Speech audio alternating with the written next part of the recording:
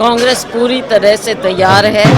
हमारी टिकटों का फैसला अब शीघ्र हो जाना चाहिए। जनता तैयार है, वर्कर तैयार हैं और जैसे ही फैसला होगा सभी लोग चुनावी मैदान में कूदकर घर घर जाकर कांग्रेस पार्टी को सफल बनाएंगे। हमारे नेता राहुल गांधी जी ने जो मेहनत की है, जो लोगों को न्याय देने का फैसला किया है, हमारे राष्ट्रीय अध्यक्ष मल्लिकार्जुन जी खड़गे, कांग्रेस पार्टी पूरी CWC ने 5 वायदे देने का फैसला लिया है। हमारी सरकार आएगी, हम हर वर्ग की खुशहाली के लिए कार्य करेंगे, ना केवल देश के 1%, केवल 1% लोगों के लिए जो भारतीय जनता पार्टी सरकार ने, मोदी सरकार ने किया है। आम जनता में हाहाकार मची हुई है। कांग्रेस पार्टी पूरी ताकत से मैदान में उठकर, हमारी 10 सीट हैं, 9 पर कांग्रेस लड़ रही है, एक अलायंस में है आप पार्टी के साथ। हम 10 की 10 सीटों पर चुनाव जीतेंगे। बीजेपी का दावा है कि हरियाणा की सभी सीटों पर कमल का फूल खिलेगा। देखिए, इनके दावे हैं। मैं आपको याद दिलाना चाहूँगी कि एक समय था जब इन्होंने इंडिया शाइनिंग का दावा किया था, लेकिन उस समय हमारी UPA सरकार आई। एक समय था पिछला चुनाव जब इन्होंने 75 पार का दावा किया था और 40 पर रुक गए थे। अब ये 400 पार का दावा कर रहे हैं। असलियत थोड़े दिन में सामने आ जाएगी, कहीं नज़दीक भी नहीं है। लोगों में नीचे जो अंडर करंट है, आज हम हरियाणा में ही अगर देख लें, सरकार के बिल्कुल खिलाफ हो चुके हैं। और शायद इनको कहीं ना कहीं इस बात का अंदेशा था, जो इन्होंने एकदम आखिर में लास्ट मिनट में जाकर अपने मुख्यमंत्री का चेहरा भी बदला, तो कमज़ोरी तो ये पहले से ही दिखा चुके हैं। हरियाणा में पिछले दिनों काफ़ी जो सरकार में खेला हुआ, सरकार बदली, चेहरे नए आए, गठबंधन टूटा, उसके बाद फिर सरकार बदली। ये जो लास्ट मिनट बौखलाहट, पैनिक होता है, जो उसका नतीजा है। इन्होंने अलग होना था, ये मालूम था, और ये भी मालूम है आम जनता को कि ये केवल दिखावा है। किसी मुद्दे पर अलग नहीं हुए हैं। चुनाव आया है, राजनीतिक रूप से ये अलग हुए हैं लोगों के सामने एक दिखावा करने के लिए। 5 साल हरियाणा में जिस प्रकार से राजनीति चली, सरकार चली, बल्कि चलना क्या, यहाँ तो ऐसे लगता था कि मानो ना प्रशासन है ना सरकार है।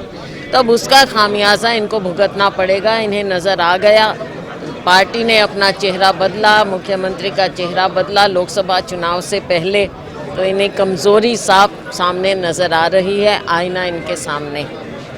आपकी बात की जाए या आपके पिताजी की बात की जाए तो 6 बार आप सिरसा से सांसद रह चुके हैं। अब सिरसा के लोगों की पुकार है कि एक बार फिर से आपको मौका दिया जाए। आपकी प्राथमिकता क्या रहेगी? मुझे जो मेरी पार्टी हाईकमान आदेश करेगी, मैंने वही मानना है। हमेशा मैंने पार्टी का माना। यहाँ से मुझे सिरसा के लोगों का अपार प्रेम मिला, मेरे पिताजी को मिला, और उसके बावजूद बेशक मैं चुनाव नहीं लड़ी यहाँ बीच में, पर आना जाना मेरा लगातार यहाँ पर रहा, तो लोगों का प्यार है जिसके लिए मैं उनका धन्यवाद करूँ भी तो कैसे करूँ। इसके अलावा आपने देखा कि पहले जब से 2004 से मैं अम्बाला गई, अम्बाला के लोगों ने मुझे 1991 में, सिरसा के लोगों ने मुझे ऐतिहासिक जीत दी थी। हरियाणा में हाईएस्ट मार्जिन से मुझे जिताया था। 2004 में अम्बाला के लोगों ने मुझे ऐतिहासिक जीत दी, मुझे करीबन 2.5 लाख वोटों से जिताया, हाईएस्ट था हरियाणा में। उतार चढ़ाव राजनीति में हर जगह होते हैं, लेकिन लोगों का प्यार होता है। अम्बाला के लोगों का भी प्यार है, सिरसा के लोगों का भी प्यार है। मेरी हाईकमान अगर मुझे कहेगी चुनाव लड़ना है तो लड़ूंगी, कहेंगे नहीं लड़ना तो मैं नहीं लड़ूंगी, कहेंगे फलानी जगह से लड़ना है तो मैं वहीं से लड़ूंगी। कोई पत्ते नहीं खुलेंगे? अभी हाईकमान का आदेश होगा, मेरे तो पत्ते खुले हैं। उम्मीदवारों की घोषणा कब तक हो सकती है? जल्दी होना चाहिए, अब जल्दी होना चाहिए। अब स्क्रीनिंग कमेटी हमारी जल्दी फैसला कर ले और फिर केंद्रीय चुनाव समिति में चला जाएगा, वहाँ पर समय नहीं लगाते हैं, तो जल्दी होना चाहिए।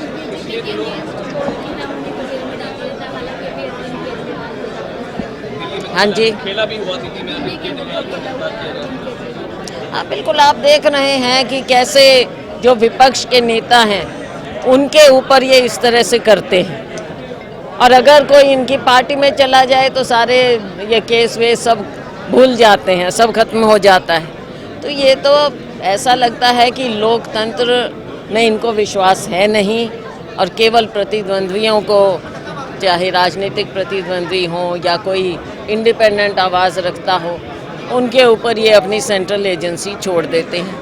लेकिन असली दरबार जनता का दरबार है। हमें विश्वास है कि जनता देश में अपने साथ, अपने लोकतंत्र के साथ पूरा इंसाफ करेगी।